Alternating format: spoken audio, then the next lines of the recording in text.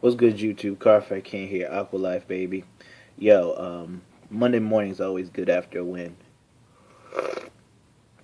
aren't they?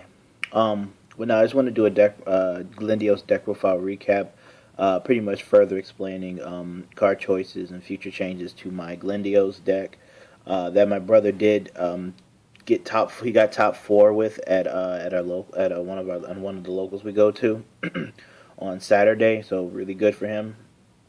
Um, So yeah, going through the deck, the trigger lineup, and I'm kind of sick, so yeah. But the trigger lineup, six draw, six crit, four heal. We worked on that before the tournament. I think that trigger lineup is pretty good because Glenios doesn't have too good of a has a pretty poor early game. Maybe until grade two, and if we can get to Magnet Hollow and pressure there, but not a strong early game. Mid game is iffy, but the six draw helps. Hopefully when you hit it on damage, you build up some hand, build up some defenses, and if you hit it on the offense, again, still build up some defenses to protect people because I think a general strategy against Glendios is to rush them down. Rush them before they can get to Glendios, rush them before they can start making all their plays, and pretty much try and put them into a corner, and not try to get too deep into the game against them. So I think the six draw triggers definitely helps out with that. Again, if you can hit them, if you can, if you're able to hit them and you're able to block well and whatnot, it'll be good. Going with the grade ones, we are. I actually want to change. Actually, we actually changed. I think we're gonna change up the grade ones, but I'm gonna get to that at the end, like for the changes. The grade one lineup for Rune Magician is definitely the optimal play here. It's the card that gets you your reverses, so you can combo that off of Glendios, combo Ruin Magician with Colony Maker. Just so many. Just Ruin Magician just makes so many plays in the deck, and it's essential to keeping Glendios's control alive. Persodium is a great unflipper.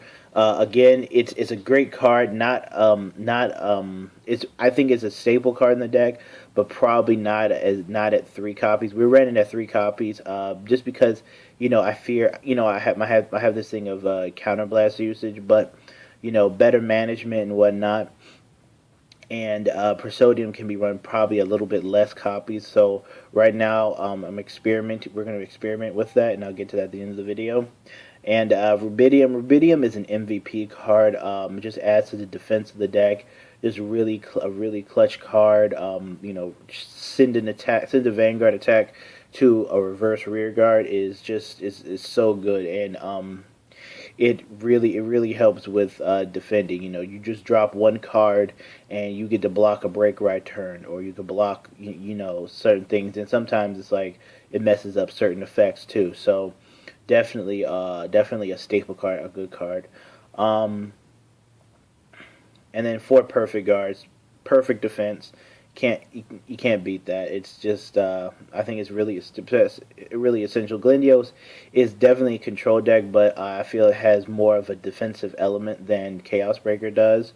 So that deck is kind of like an immovable object, an impenetrable wall, so to speak. So I try to make that deck a really good defensive deck, as well as keeping some elements, as well as keeping a lot of elements of control. And it's not really offensive, but it puts up enough pressure late game to force your opponent into a corner. We'll get into that later.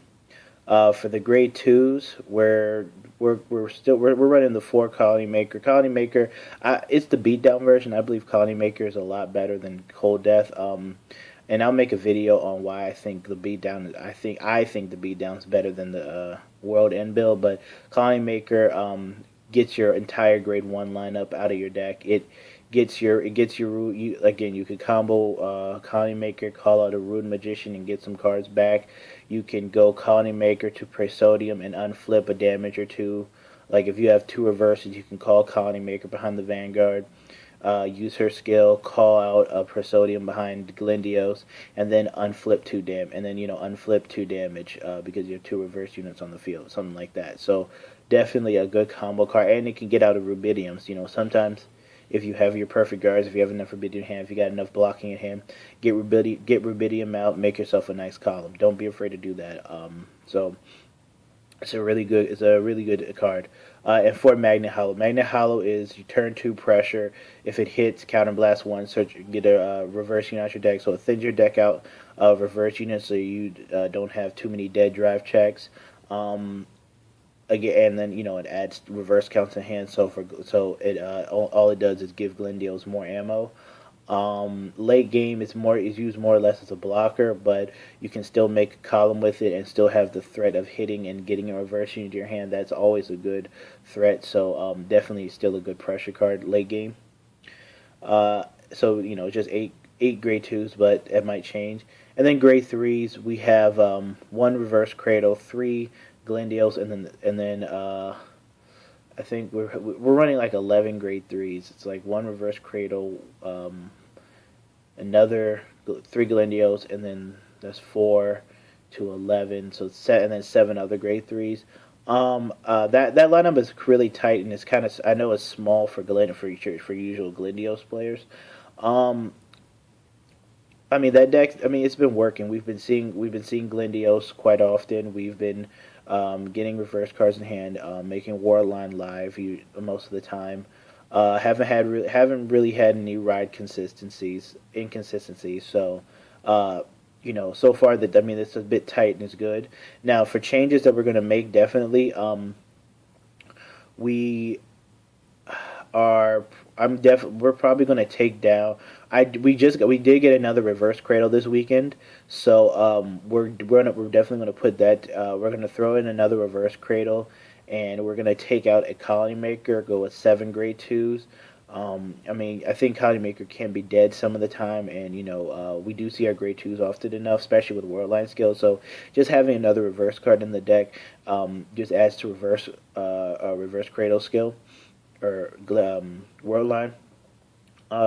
For the grade 1 lineup, I'm thinking of taking out a Persodium and throwing in another Rubidium. Just adding more to the defense, since we did add another grade 3, adding more to the defense, and just making him a lot more live. You can see him more often and whatnot. Persodium at 2 is probably good, but I'm still floating around I need 2 to 3 copies of him. Room Magician um, and the Perfect Guard stays at 4, but those 2 are going to pretty much fluctuate between 3 each, or 4 Rubidium and 2 Persodium. It's going to be floating around there, but that's the changes that we're definitely going to make. So hopefully, in addition, another grade 3 addition to the deck will further help Worldline skill go off a lot more often, and Rubidium adds a bit more to defense. So that's pretty much the changes that I thought about making. But if you guys have any other suggestions, please let me know. If you guys don't know the deck, go back to the last video and check out the deck profile. So yeah, that's it for me. And I got to get ready for class. So I will see y'all later. Aqua Life, baby. I'm out.